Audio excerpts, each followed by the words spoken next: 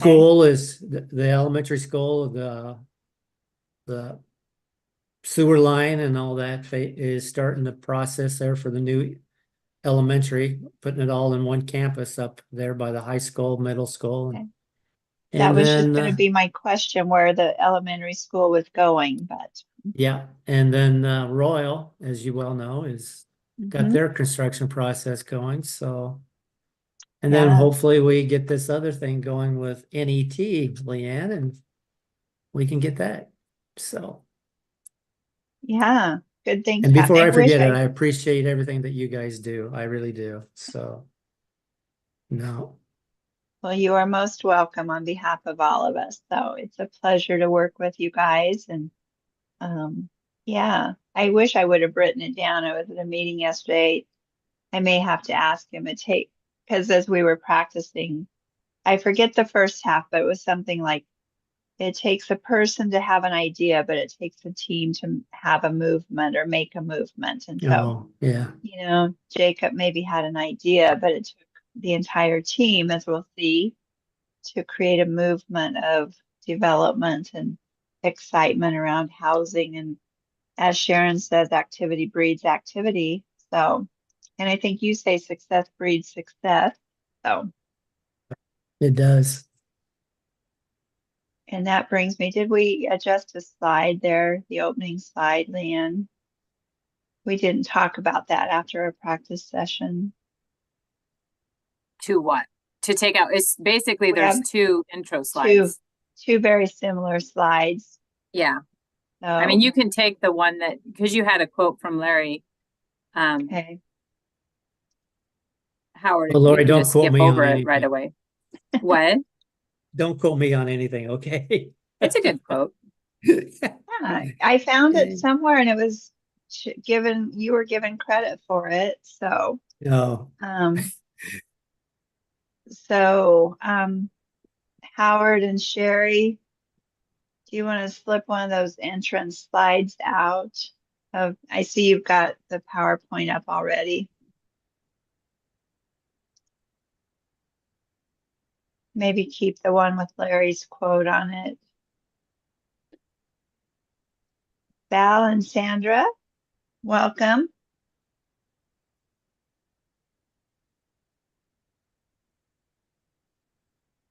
Hi, Lori. How's every, how's everything going? Pretty good. Pretty good. Good, good. Oops. You're going to have a heat wave out in the Panhandle, I hear, this weekend. It's been going on for a few days already. So yeah. I think Monday 103 here, unless they revise that. But Yeah. Good indoor weather. except when your thermostat doesn't work, as mine did not work last night. But oh, they revised it 97 on Monday. So Better get your sweaters up.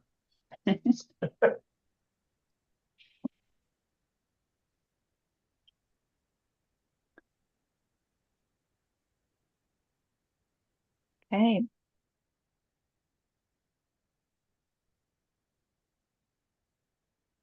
Okay. You might see some familiar faces if you're in gallery view, as well as a new face working with Sherry. So Howard is learning the backside of HomeNE today with Sherry.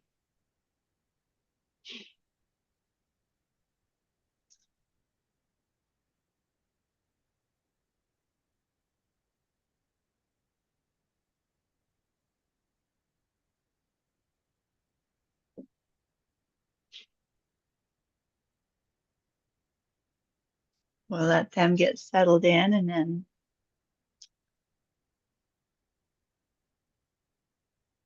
we'll get rolling in 5 or 6 minutes.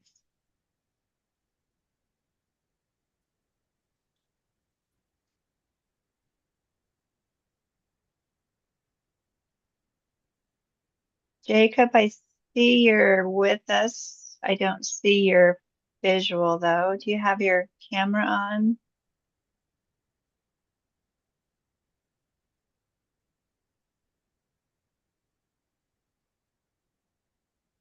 Can you let us know that you're here and ready, Jacob?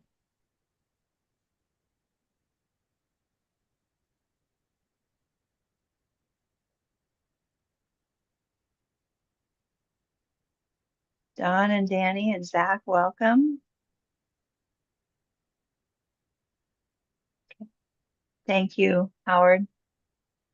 Jacob, I'm still not hearing anything from you. Are you hearing us?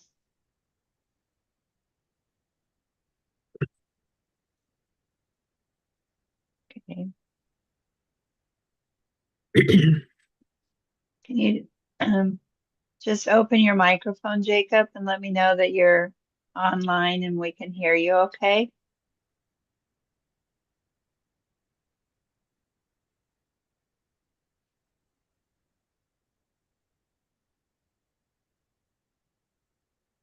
Or give me a wave, Jacob, if you can hear me.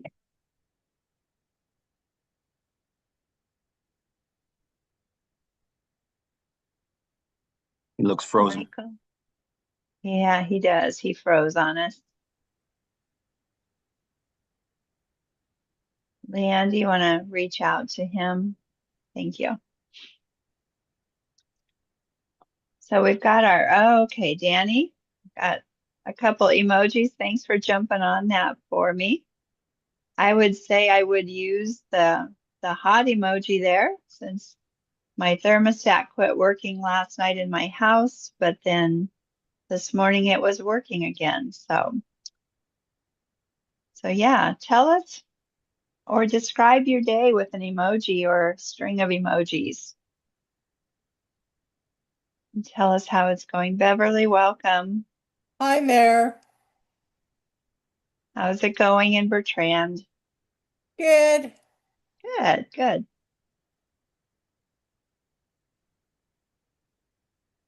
Well, we worked to get one of our presenters online. Just open your microphone or use your chat box to tell us how your day is going using an emoji. As more and more of you are joining us, thanks for coming by. We appreciate you taking time.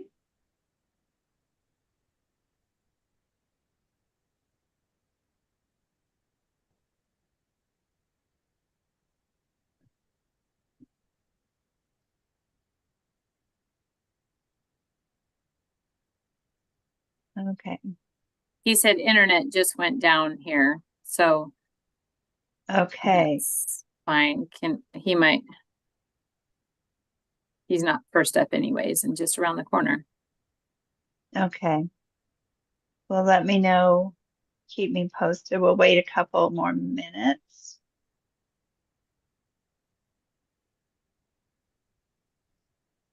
Okay.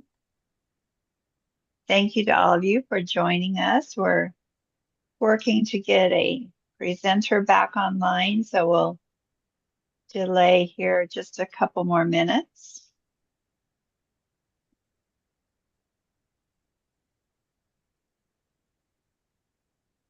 Is he joining someone, Leanne? I just said, can you go to the city office? He's probably just walking there now. Okay. That's what I thought you meant, but just wanted to make sure. So when I said that, he hasn't replied. So and he's not first up. So we should be fine because he's fast. Okay. He'll get there. Okay. Okay. Well, if you're ready to go, Larry and Michael, I know that Larry's on board here. Michael, are you able to hear us?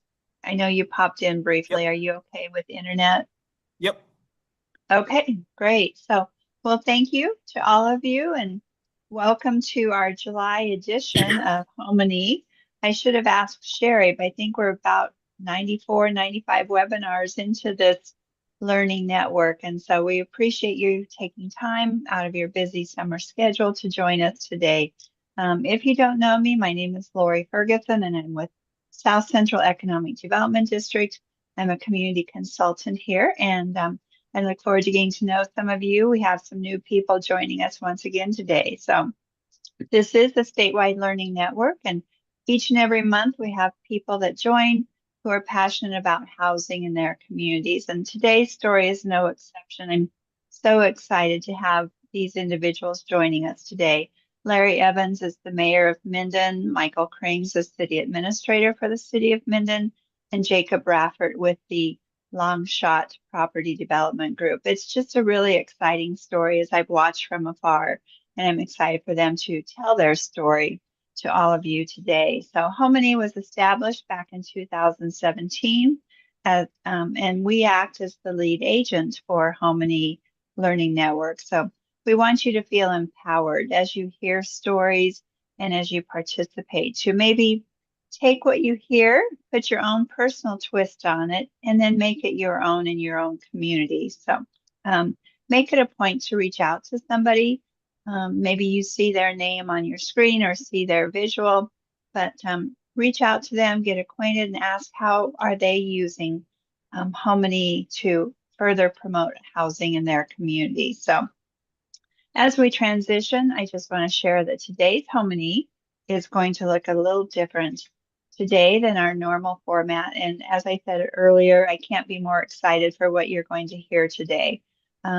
Larry, Michael, and Jacob will be sharing what's happening in Minden and how the vision of just one individual or two individuals has become just a whole community success story. So our time with these gentlemen, we are also being joined by Leanne Yoakum. She is the deputy director here at SCED, and she will be moderating our conversation today about the developments in Minden. So if you guys would go ahead and move to the next slide, please, Howard.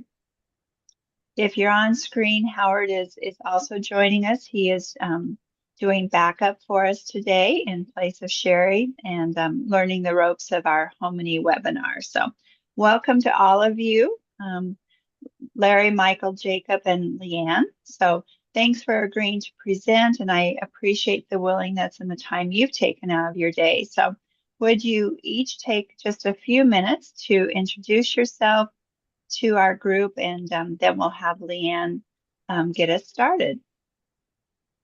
Okay, and welcome. Thank you, Lori. My name is Larry Evans, the mayor of Minden.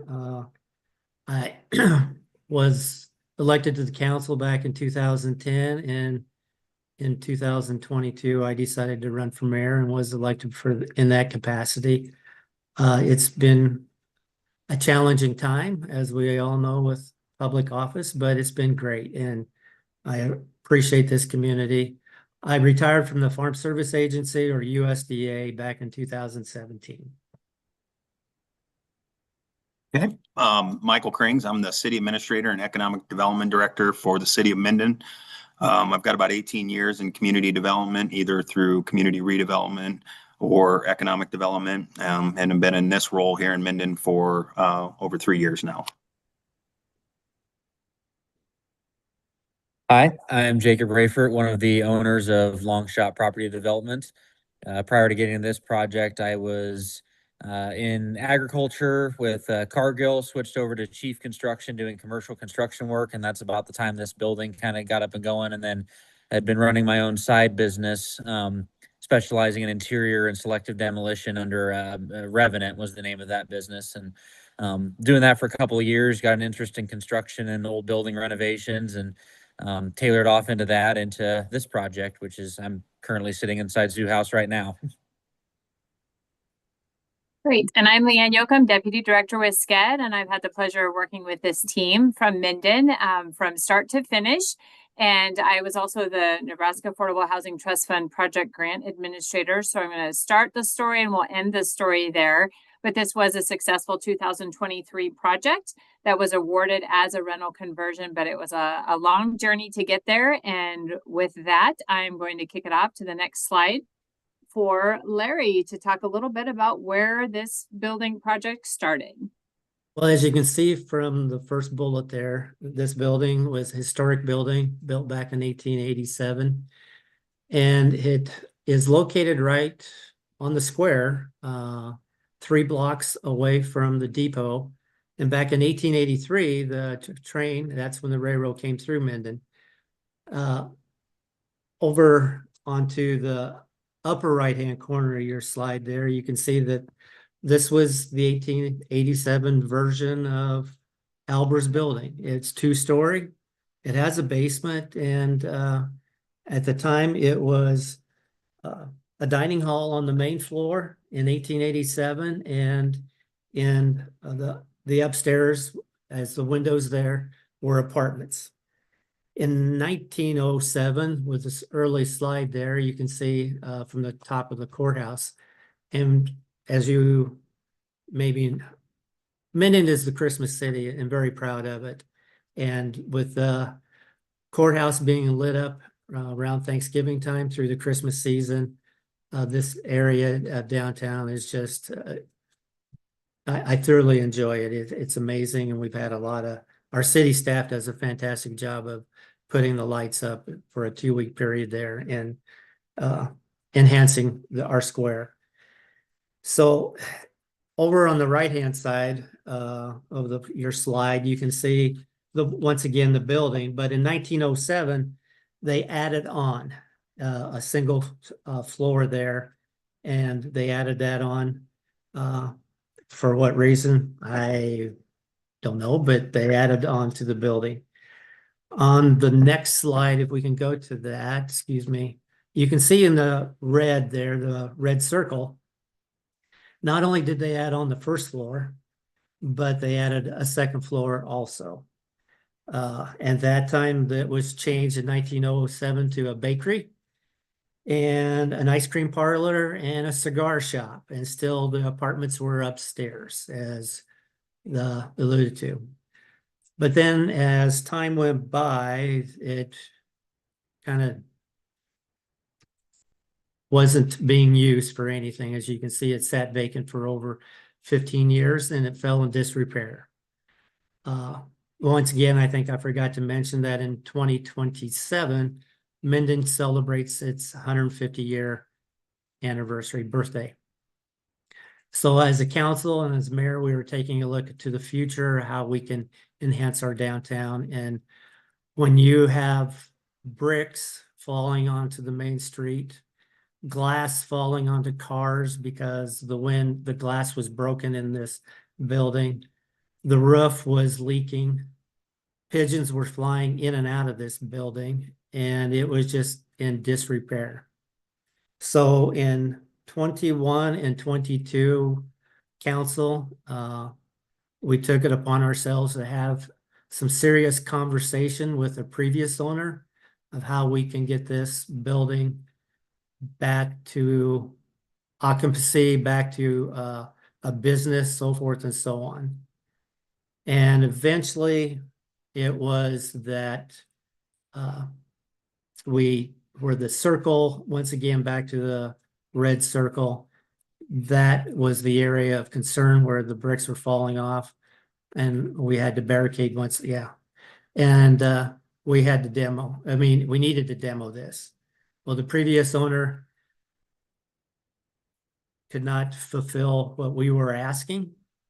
So at that time, this was in May of 23, I think, and April or May. And we just hired a new city administrator at that time, Michael Krings, who you will hear later on. And he mentioned the fact maybe we should purchase this as a city, and we did. And thankfully, with his guidance, we did that.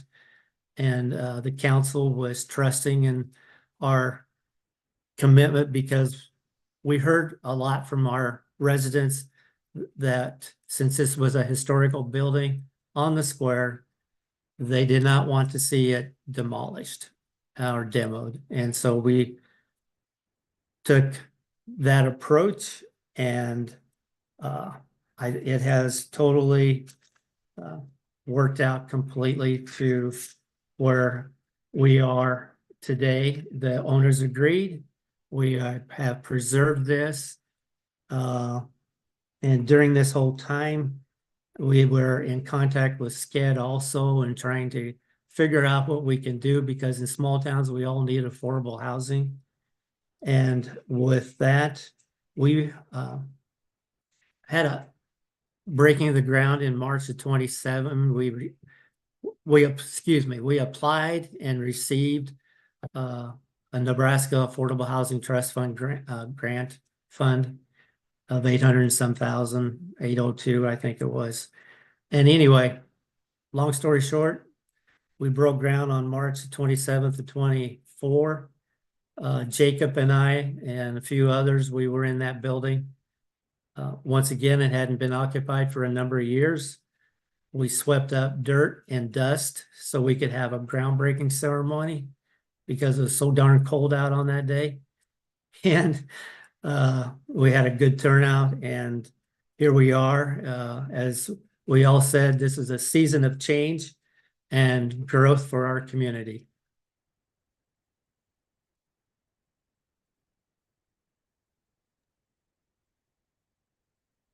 Jacob, Mike. Yep, I got it. So from my angle, things are where I guess where long shot came into the picture on this. My wife and I at the time had been visiting Minden over a couple years as we lived in Kearney, and saw what Minden had accomplished as a community in regards to the Opera House. There's a beautiful Opera House here that was restored back in the early 2000s. And my own hometown let its historical buildings just fall into disrepair. And it was just, growing up seeing that, it was such a shame seeing beautiful buildings that once served their community just lost. And coming into Minden, we, saw what had happened with the Opera House and saw a potential opportunity in this building.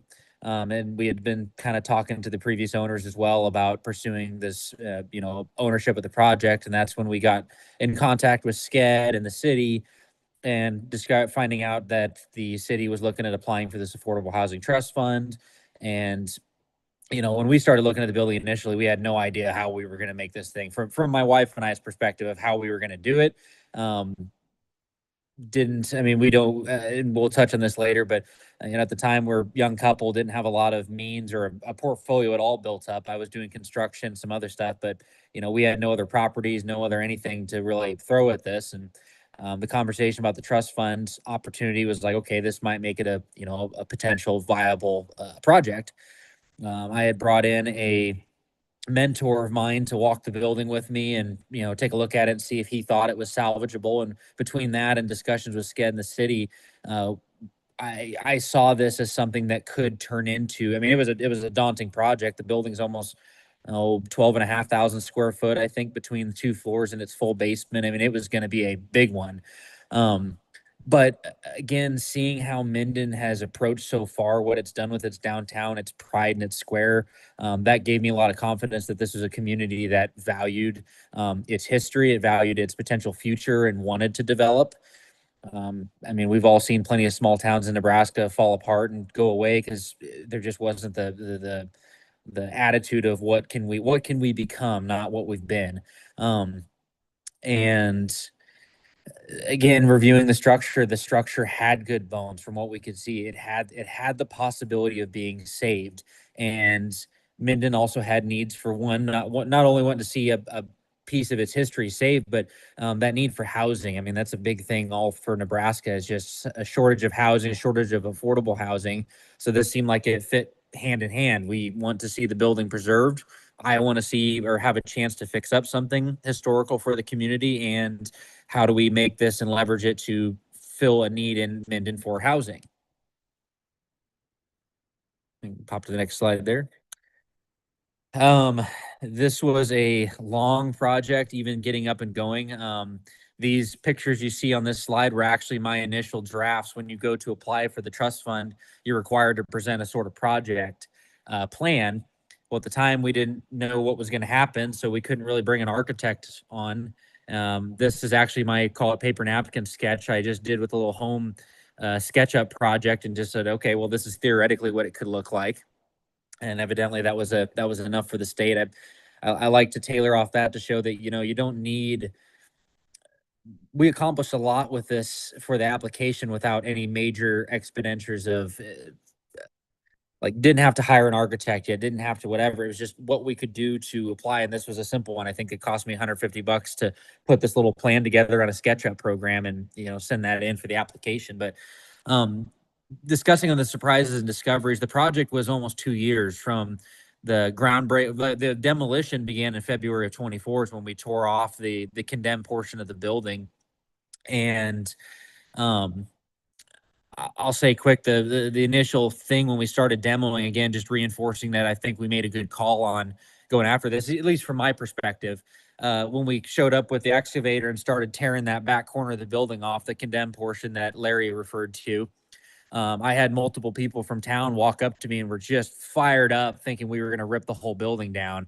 And I had to quickly reassure a few that nope, it's just this back corner. But as soon as that conversation happened, they're like, well, what are you doing with it? It's like, oh, we're going to do some apartments, do some commercial spaces.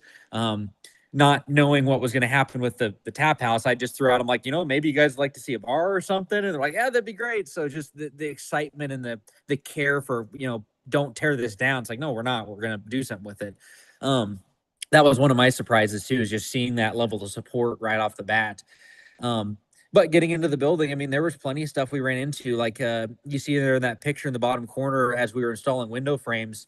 From the outside, you could see that the building had larger windows, but once you got inside, those old windows had been infilled down, and it was wonderful to tear those back open and get back to the, full height 9 foot. And as we opened walls up, there was just stuff that had happened over time. I found a bunch of floor joists that, as plumbing had been introduced to the building, somebody's bright idea was, hey, I'm going to cut 3/4 of this floor joist out to run your piping. Surely that won't cause any problems.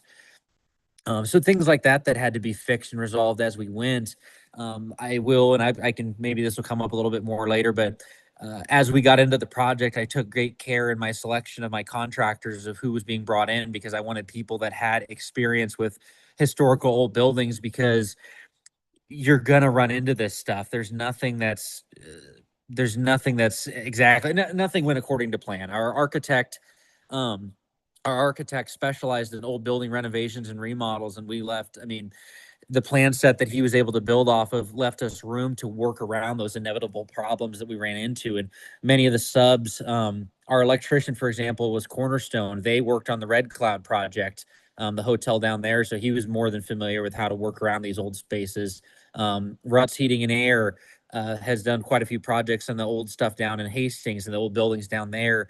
Our mason specialized in historical brickwork, and he's one of the few that knows how to do it.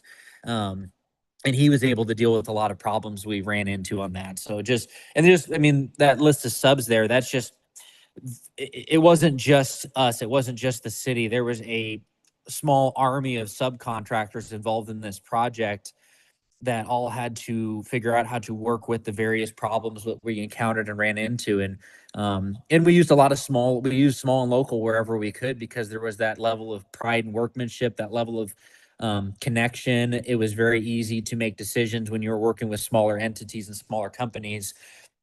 And a lot of those local guys were really happy to be involved in a project that was going to turn into something for the community. Again, just there was that level of connection and pride. And I could go down a list, but a lot of these subs swung stuff for us that they didn't have to do. They just did it because they loved the project and like to be, do what they could to help out. Going for the tools for success, multiple financing sources. Michael will touch on this a little bit more later, but this project wasn't just a cut and dry, hey, we went to the bank, or hey, we got the trust fund and everything was resolved. We had to go to, besides me, but also in partnership with the city and SCED, we had to go after multiple avenues for resources to make this thing happen. The trust fund was enough to make it a viable project, but there was still more going to be needed, and there was no way to leverage that from one source. And then experienced mentors and advisors. My mentor for this project, it was the one that I walked through this building with, and he was the first one to go, okay, I still think you're a little nuts, but this one's a doable project. And he helped me evaluate, he helped me create the plan for it. We went through that paper napkin sketch I showed there. He sat down and said, okay, this is what will work for this. So I had a network that I brought into this project. Like I said, we didn't have a lot of resources on our own as far as my wife and I in the start of Long Shot. But I did come in with a solid network of contractors and relationships that I have built up between my time with Chief, my time with running Revenant, even a sub or two from my Cargill days as well too. But I brought all that to the table to try to make this happen. And building those strong relationships with your contractors and subs and that level of trust. The level of trust is huge.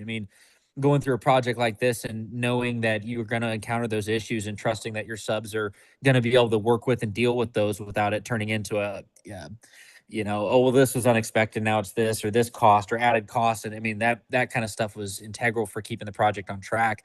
And then venturing down, the city leadership, local support. I already mentioned a little bit of local support with the town. Like, we had a very active Facebook page from the get-go on this project. And we had a lot of, as soon as I opened up the Facebook page, we had so many people reaching out for the community and joining on the page and commenting as work was going on and wanting to know what's happening, how are things going, and just support for the community. But the city leadership, without the council, without Larry, Michael, and the rest of the city council, swinging some stuff for us, that we ran into plenty of walls that were things that, hey, the city said, okay, here's things we can come into. Even just, and Michael will touch on this too later, but the acquisition of the building, there was tools the city was able to leverage and use to help us out as new developers to make this project a go. And it took all of us. There was no single pushing point on this. There was plenty of points where I was stumbling and falling on my face, and Leanne and Sharon had to pick me up a few times and dust me off more than once. And then Larry and Michael coming in and just, what do you need? What's going on? What's happening? I think we had at one point, when funds were getting really tight, and I kind of mentioned this as far as the going into it, not having all the fund sources figured out. We had a couple meetings where we sat down. It's like, okay, what can we do to help you get to where you need to go? What can the city do to help back this project and help you get the funding you need? But it took a village on this one.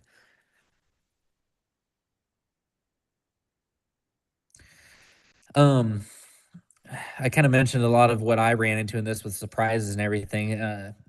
But my advice going into this I knew virtually nothing on the development side. I knew the construction side. I was more than happy to be here doing the swing and the hammers and stuff, but putting on my logistics, developer, financing hat was always hard in this. Big advice would make sure you got your dollars in a row early. I went into this a lot more naive in terms of how easy it was going to be to find funding. I think I got humbled up real quick on that one. We rolled in, we got really lucky with the trust fund. I'm very grateful to the state and SCED for helping make that happen in the city. But I went in going, okay, yeah, we got this, and we'll figure it out as we go. And figure it out as you go was a lot of unnecessary stress. So make sure you sit down and you talk with your local banks, talk with your local, if you've got private investors or people part of your community that, hey, I've heard you maybe want to bring them on early and figure that stuff out, because the construction stuff, you're going to run into issues with this. You're going to run into unexpected costs, and you need to make sure that all your financing partners understand that going into it and are prepared for it, because that's just an inevitable part. I went into it knowing, hey, we're going to find stuff that we have to deal with. I can deal with that. The financing part got scary. I think at one point we were really stretched thin, and it was early February 25, February, March, and I'd gone to 9 different banks and just kept getting told no, no, no. And, it didn't matter what we brought to it. And we finally got lucky with my hometown bank is what ended up coming in and helping us out. And that just came from, again, a relationship that my family had built up previously. And they said, okay, they saw another small town that was trying to develop and said, yeah, we'll be a part of this and we'll lend a hand with it. And that worked out good, but it definitely could have gone quite the other way. So secure financing early, be prepared for the things you're going to run into in these old buildings. They do hide lots of surprises. Fortunately, ours was in really good shape and the surprises were easy to deal with. I shouldn't say easy, but the solutions were not difficult to get to or didn't dramatically derail the project and go, oh crap, we need to find another $1 million because, half the footings are gone or something.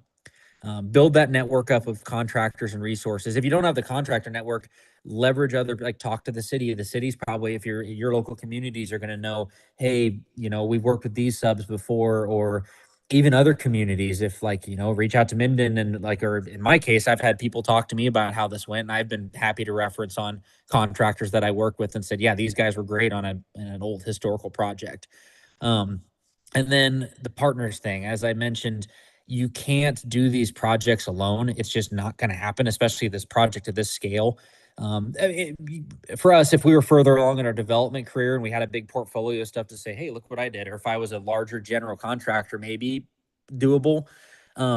But in these smaller communities, it is so important to bring those partners on board and make sure that your partners, that you people you bring on board are aligned with your vision. Um, we had an initial partner that was part of this project with us from the early part of it, and as we kind of went through it, we kind of figured out that, hey, we had different visions for this and how funding was going to work and what the end goal was, and that caused, again, more unnecessary stress that should have been something that had been hashed out earlier on and wouldn't have been a problem earlier on. And that's just, again, what these buildings cause as far as, that's another thing that, like, you can avoid that stress and headache by making sure that you and your partners, your financiers, are all aligned in the same vision with the same expectations of how these kinds of projects are going to go. Yeah, so I started in May of 2023, and I came in and Larry says, "Hey, by the way, you're just getting started, but we condemn this property right here in our downtown. We're asking them to tear this part off that's unsafe." And so we did that. We asked them to do that. They didn't have the means to do it. So the first leap of faith was for our council, was when I approached them and asked them to acquire that building. Remember, at this time, there was no grant award, so we had no idea what was going to happen. We were hopeful, but it's a long shot. And so that leap of faith, and they agreed to pay $75,000 for this building. It wasn't worth $75,000, but it's an old historic building. So I said, we really need to try to preserve this. So if we can acquire it, we can start to, make it safe and figure out a way forward. Then after that, we just started turning over every stone we could. We have a revolving loan program here in Minden. We were able to loan Jacob $100,000 at 2% interest, but the real key to that was the 14-month construction deferment. So our local people here who sit on that board agreed to that. Our city council agreed to that, and that gave Jacob the time to get that the main floor commercial space done, and then get some lease in place and start having revenue come in to pay that back. So that was one piece. Our Community Redevelopment Authority in Minden is very TIF friendly. They saw the need for it and they agreed to tax increment financing was an important part of it. Our Minden Investment Club, who had just kind of gotten started at that point, they were hungry for a project. They were willing to come in and provide some funding for Jacob. And then the second leap of faith that I was able to convince the council was, why don't we go ahead and sell this building to Jacob for the $75,000 we paid for it? But I want to do it in a forgivable loan or forgivable deed scenario, which means if Jacob does everything he needs to do and and does all the NAFTA compliance and guidelines, that we're basically going to walk away from this and we're willing to give him the building, and that'll be our contribution to this project. So we've had a lot of people involved. And we were turning over every rock we could to try to see what we could do to help. Other little things that we helped Jacob with, we had to get a larger water line into the building. We had to bring it across the street to be able to do the sprinkler system. And since it was on our side of the curb stop, even though it was because of his project, we brought in Jacob, it's a 4 or 6 inch line or both kind of coming across the street. So we helped take care of that. We did some electrical improvements in the alley to be able to make sure he had enough power. So we were just looking at every angle we could kind of turn as a city to help him be successful. And next slide, Howard. And then the third leap of faith was when we came for Jacob to look at getting some financing. And when you have the big developers that come in, the Chiefs, the Mesners of all that, they have large portfolios and capacity to sort of show the bank that they have the means to be able to handle this type of project. And Jacob and his wife, Emily, they're the ones who had the vision to see this project for what it was. They didn't have that type of portfolio. And so when they went to the banks, they were like, okay, how are you going to back this thing up? As a bank and as a city, you have to look at the worst case scenario, right? You got to look at, okay, what if everything falls apart? And if Jacob was the default on this thing, the banks weren't excited about, having to foreclose on him. And so the third leap of faith was when we convinced our elected officials to essentially guarantee the loan with York State Bank. So we went to the bank and said, here's the deal. If the worst case scenario happens and this project falls apart, we're willing to pay off that loan in order to keep ownership of this building. And the reason we wanted to do that was because it was more important for us it would been easier financially to pay off that loan, which I think it's around just shy of $600,000 right now, it would be easier to pay that than to pay the 750 plus administration, so $800,000 back to the state. That's the financial piece of it. The reality piece is that we then as a community get to see the project through. So we told the bank, if everything goes bad, we'll take it over and we'll see it, make sure you get whole on it. And that ultimately, I think, helped York State Bank kind of see the light and be able to support Jacob in his efforts. And then finally, and you can go to the next slide. Finally, when we talk about what these kind of projects mean, obviously the apartments are great, but it's not just the affordable living. Mixed use development is kind of a new concept here in Minden. If we got a beautiful downtown, and during the day right now, there's cars everywhere, a lot of activity with all the businesses down here. But typically at 5:30 when those business, or 5:30 when those businesses close down, it all kind of just empties out. And so I think adding the value of having people who come into our commercial district after hours because they live here it would only add vitality to our local businesses and restaurants and bars and different shops and stuff like that. So really providing that 24-hour activity in our downtown was really important. The two commercial places, obviously important, more sales tax. But I'm going to tell you, the tap house was kind of it fell into Jacob's lap. It was a kind of a great thing, but what it's meant for our community to have a gathering space in our downtown area, just to get together and visit, has been phenomenal to see. It's busy all the time. I think those guys are really happy with how business is going. So, and then the final piece of the impact of a project like this is the pride, right? I mean, now people are just like, yeah, that's my community that's doing that. Look at that beautiful old building with those apartments and with that tap house, soon to be salon. It gives them a lot of pride, and it shows the community that you can have confidence in doing projects in our community and in our downtown. So many boxes checked just because of how we were, and Jacob and everybody was able to pull this off. Next slide. So then we showed you what it looked like before, and now we get to show you the after. It was a lot of work to get there, and now a newfound appreciation for what those final floor plans and the challenges that it came to. But Jacob, kind of walk us through these couple of slides, and then everybody wants to see the pictures. How did it turn out? Yeah, so the apartments we came down to, we came up with 2 single bed units and 3 2-bed units, double bed, single bath, single bed, single bath.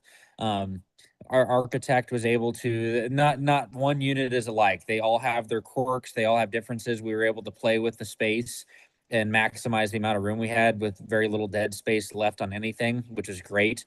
So like here, I really wanted to create apartment spaces that stood out for something you'd expect to find in a small rural community. So I went back we didn't drop ceilings. We went back with the original 12-foot ceilings, back to the old joists. We did some exposed brickwork where it made sense to do so, and just really tried to make these apartments feel very modernized. Again, you walk up there, like it was wonderful doing showings and stuff, because people would walk in and go, "What? Like, holy crap, this is in Minden, really?" And then with the pricing and everything, or with the affordable housing pricing and everything, it drew a lot of attention. Touching back on the first slide, these apartments brought 9 new residents to Minden. All of our residents are not from here. I've got a couple from Broken Bow, a couple from Kearney, a guy out of Air, Nebraska, a gal from Pierce, and a gal from Sheboygan, Wisconsin. So we've got quite the slew of people that these apartments brought to the community. Can you highlight that skylight, Jacob, that you can see over the island? So that skylight there was an original piece of the building. That was actually the only way to get up on the roof. We did some rebuilding on it and put a new acrylic cap on it, and we're able to. So again, using features that were there. There was originally an old steeple top up there that we had to take off and come up with something new, but that created a really cool feature piece in that unit, along with the brickwork. I say all the units have their quirks. That unit 203 was definitely our standout unit as far as the size and scale of everything. But was really happy with how all that turned out and how we were able to create these really cool, unique spaces. And he also preserved the brick look there. Yep. And did wood cap instead of encapsulating all, but some places he had to, you know, for better insulation, you capped in more of the bricks, but wanted to retain those architectural features, which are very popular as much as you could. Yep. And let me touch on a few things that you can see in these photos. So in this being the 1-2 beds, you can see we have the sprinkler system. We were able to simplify the sprinkler system by bringing it below, and it's all exposed, but that fit well with the unit. A couple other things we did. So on the one wall there opposite the kitchen, you see a mini split. We did mini split units, mini split HVAC system in all the units. They are more efficient and do a really good job of keeping the apartments climate controlled without just sucking the heck out of the power bill. And behind the wall, so where we didn't do, we did a lot infrastructure wise to make sure these units were as efficient as possible. I mean, they're very simple, but once you get behind the walls, like, so where you don't see exposed brick, behind the drywall, any of the exterior walls, we spray foamed all the exterior walls.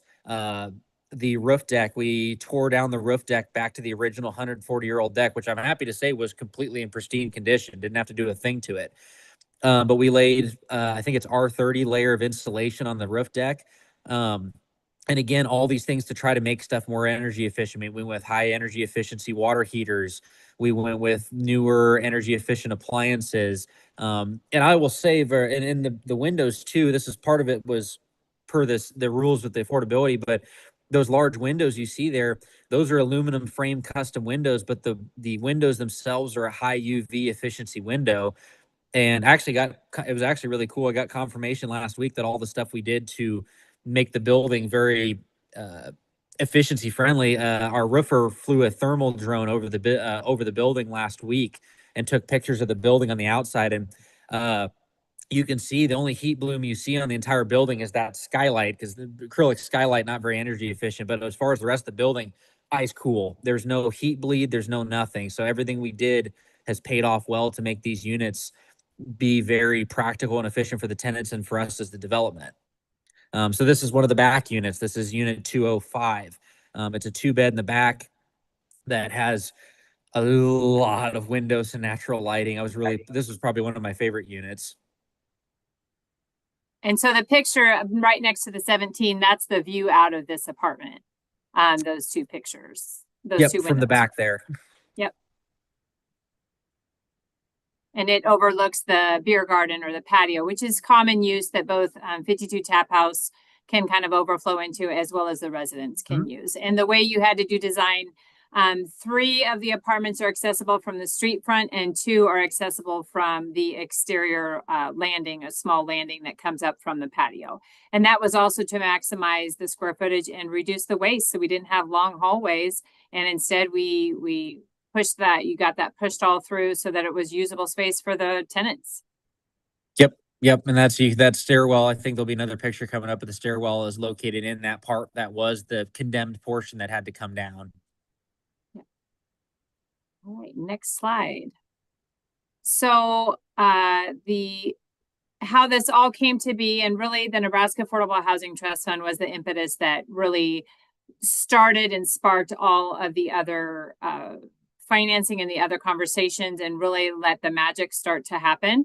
So it was a rental conversion project, which during this cycle year, and it has been since, I can't speak to the future of what it would be, but the rental conversion was identified as a priority project along with new construction as well. So the application window at that time was May 23, and then it was awarded by Nebraska Department of Economic Development in October of the same year. We went through release of funds and those certain steps that were required, special conditions and things. And then because Jacob was both the general contractor, owner, developer, sitting in many seats, he was waiting for this. And so it wasn't like we had to wait for the contractor. So he was raring to go. And construction began that February 2024, right in line with the release of funds. And he utilized all of the 90% that you could use at the time. The trust fund rules have since changed, and they've kind of flipped the script on that for the benefit of developers that you're going to get a big chunk up front. But during this year, it was 90%. And then once he was winding that down, that was when it was a little bit of a scramble, but exploring all the other financing that was going to be required in the layering of financing. So the deferment on some of the loans didn't have to happen until we used all the trust fund, which also helped the timeline of this project.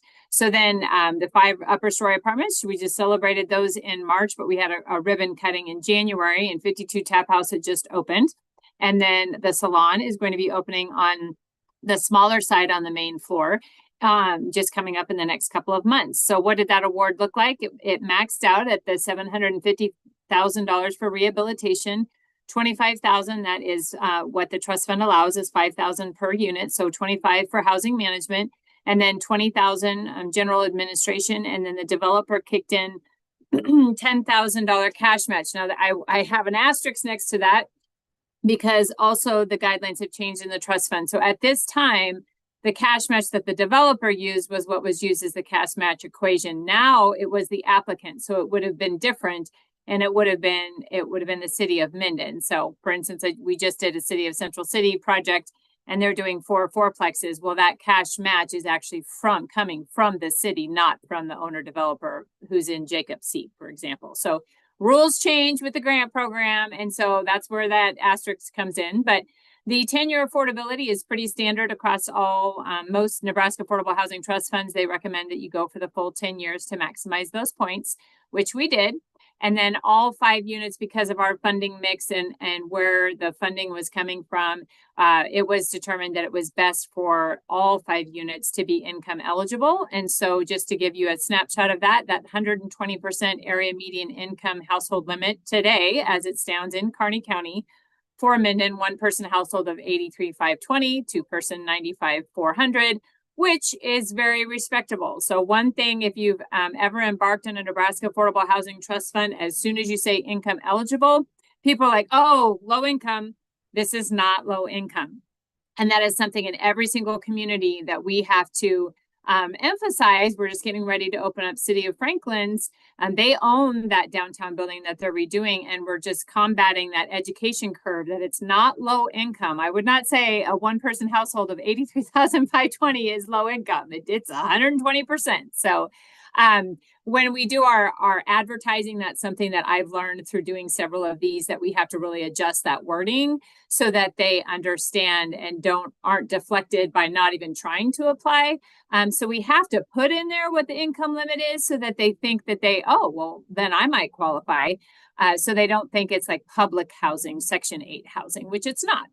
And if you're interested in learning more about like statewide trust fund project examples, I encourage you to check out NROC, the Nebraska Regional Officials Council. It's all 8 economic development districts. You see ours are we're the South Central by name, and there's great resources there. There's a lot of trust funds. We're not the only one that have done an upper story conversion. We stole it from Norfolk and Madison, got the idea and was inspired there, and Ben Conover. So there's some great information there, and you can just hover over the projects. It does just list the projects from the last 4 years.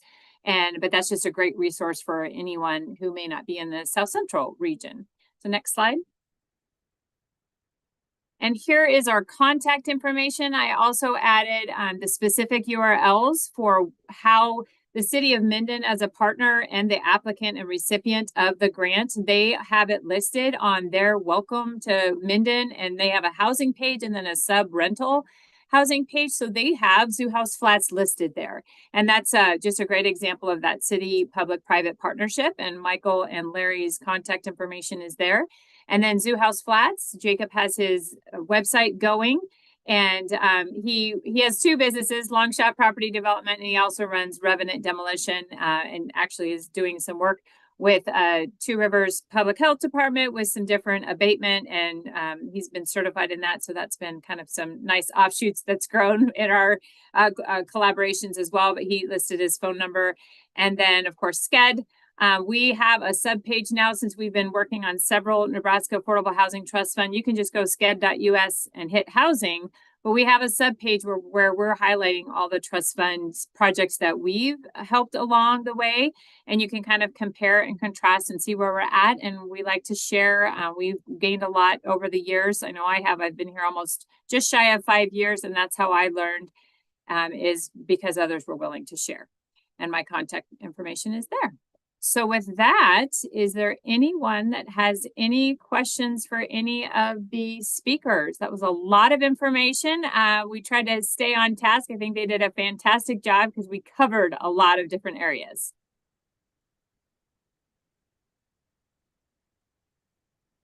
Jacob, do you mind telling us what Zoo House Flats, what is that about? How did you come up with that? That was a little collaboration between my wife and I. We were trying to come up with ideas for the building. We were looking back through the history of the building to see if there was any names that really stuck out. Went back to the original was the Smith and Nickel building, and it had a couple other names as owners changed hands. But according to the town historian, none of the owners ever got along. Each side of the building was technically two buildings. I'm like, well, I don't know if we want to go that way. And so we looked at Minden and goes, okay, hey, Minden's history is Minden's named for Minden, Germany. And it's like, okay, so there's German heritage there. And I'm like, okay, what can we maybe do to lean on that? And I started digging into names, and Zuhaus translates to at home or towards home in German, and thought that was really fitting for the space as we tried to create a place to be a new home here in Minden for new residents. Great, thank you. And more of a question for Michael or anybody. You mentioned the use TIF. Were the TIF, was that in the TIF area already designated by the city, or did you use a micro TIF? No, it's already a redevelopment area, I believe 10 or whatever, but our downtown was our most recent redevelopment area created. So luckily that was done, but I don't think I think it might have been the first project in our downtown to use tax increment financing. So I'm glad that was done ahead of time. Yes, and to that point, Jeff, so I utilized that in the grant description and the narrative because they had just had a downtown revitalization plan, and they had specifically stated that mixed use development and making use and maximizing upper stories for residential was should be a priority. So I cited that. And it was a great lead in and just really showed further support. Someone asked about the street side parking. It was determined because that sets a precedent. Any of you guys can speak to this. It was maybe asked, well, can we save some spots? But Michael, do you want to speak to that of why you really thought you had a lot of experience on that of why you don't set aside street parking or reserve for this tenant kind of thing? Well, I think it makes a lot of sense because a majority of those tenants are taken off for the day when our downtown is filling up with workers, and then they're taken off in the evening when those tenants are coming home. And so the idea of when they're gone, keeping their spot not being used to me, it doesn't make a lot of sense. So just the natural flow of mixed use development, to me, it works pretty well. And, obviously we could spend a whole thing on parking problems. Well, I told Larry when I started, I hope we have a parking problem in Minden. That would be fantastic. I remember you saying that. Yeah, I'd let's have a parking problem. Bring it on. Yeah, I can take you to a lot of communities that don't have parking problems, and they're not the kind of communities you want to be in. So yeah, that's another problem. Yeah, a whole nother problem for sure. Oh, I had a thought that popped in, and then I started thinking about parking, and then I lost it. Oh, I had a follow-up for the city, because you brought up the mixed use. Did you have to change anything in your zoning specifically in that area to actually include, or had that already been talked about and changed before the project? Actually, this project fell within what we had, but I can tell you we have made a small change with regards to our code for mixed use development, which was we had our fire standards were higher than what the state fire marshal required. And so we made a change a couple of years ago where we've said that if it's good enough for the fire marshal, then it's good enough for the city of Minden. And it, once again, doesn't relate to this project, but it could potentially in future projects be something that we could lean on. So, but this one fell within what our current one was. And Jacob, you want to state your rental rates? It is listed on the Zoo House Flats. We've got all of our information right there, the tenant application and things, but. Yeah, so the lease rates are 1,200 for the single bed units and 1,400 for the 2 bed units, and that does include all utilities, so trash, water, sewer, electricity, all that's lumped in with that price. And then we have fiber internet throughout the whole building, which includes Wi-Fi and direct hardline connections in the units. And then obviously all the units come pre-stocked with all brand new appliances. It's all just part of that. And that's again, Including that's all washer under. and dryer, which Yep, is a sorry. requirement by the trust fund, because a Yeah. lot of apartments don't necessarily create that. So when you're redesigning or converting any apartments, any projects with the trust fund, they do require a washer and dryer in each unit. Yep. So we have that all included. And with that, that's all basically part of that 10-year program. So for the next 10 years, like as far as the apartments, like the utilities, internet, all that stuff's on me as the apartment owner. But that, once you knock those off the lease rates, if you factor that in, you've got basically $1,000 unit and a $1,200 unit. So by the time you factor in all the extra costs for utilities and stuff that you normally pay. Yeah, that was a great question. What was your thoughts on, from the city leadership, have you heard now that we have 5 tenants that are happily housed there? I think there was some concern that was not going to be absorbed by your market. The 12 and 1,400, we actually did one ad that said it's 1,000 and 1,200 plus 200 utility. So just because it was like a perception thing. Because when you start adding your bills, I have a 23-year-old that's looking to rent, and you start adding all that stuff up. I'm like, well, you're right back up to the 1,200, 1,400 easily. So to answer Jeff's question there in the chats, the interest in leasing, Ben, when we first revealed like the prices and stuff, there was that initial like, well, holy crap, that's this. But it's like, yeah, but think about all the stuff that's coming with that. It's like you go to Kearney. I actually talked to a couple people that came and looked at the apartments that was after we'd booked out. 2 of them had been to, one of them had lived in, and one of them had toured the Element 30 apartments in Kearney, which are kind of the big new premier apartments there. And the one gal that had left, which we didn't have a space left for, but she was paying 1,700 plus utilities for a studio unit. And that's kind of run of the mill standard for Kearney and some of the surrounding areas. So once we kind of figured out a better way to relay what that lease or what that price includes, the interest, we got plenty on there. And actually to echo the leasing and the marketing, actually most of our residents or most of our applications and current tenants came through a Facebook Marketplace. We posted the units on Facebook Marketplace and Zillow, and only one of our tenant hits came from Zillow. That's our gal from Sheboygan. The other ones were all from Facebook Marketplaces, where we got most of our interest and applicants from, which was a little bit of managing with that.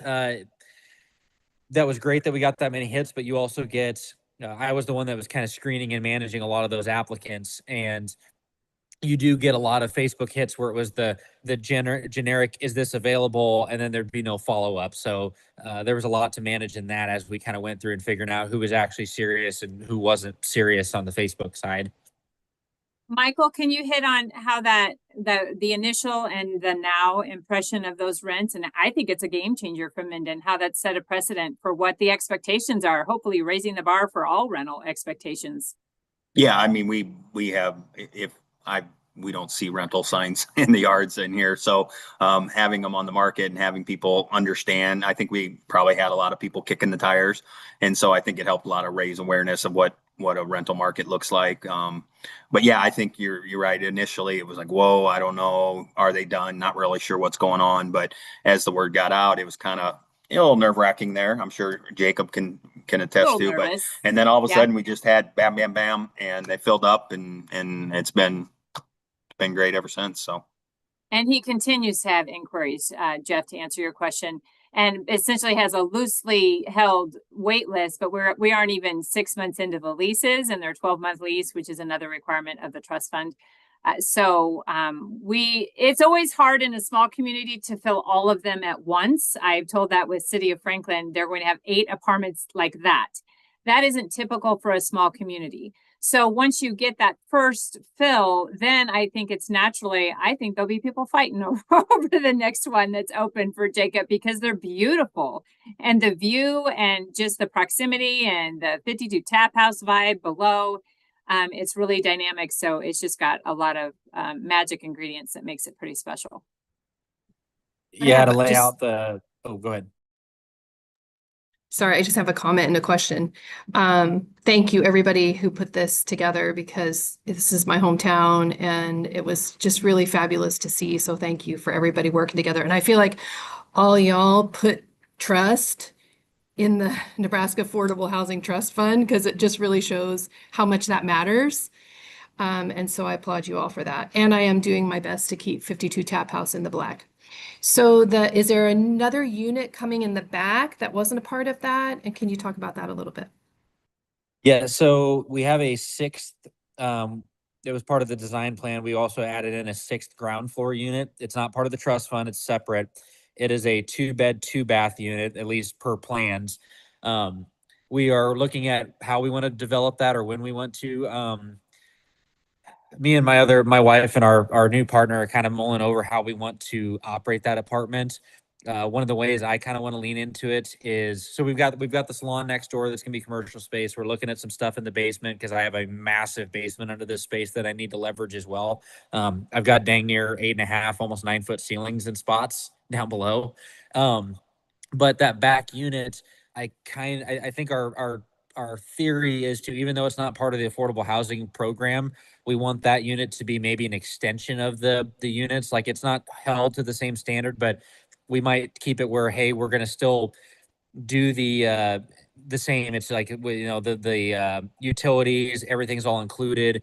The price will be a little bit more because it's a bigger unit. But the idea would be that as people maybe outgrow the spaces upstairs, that they might be willing to move down to that one, which then frees up one of the affordable housing units upstairs again.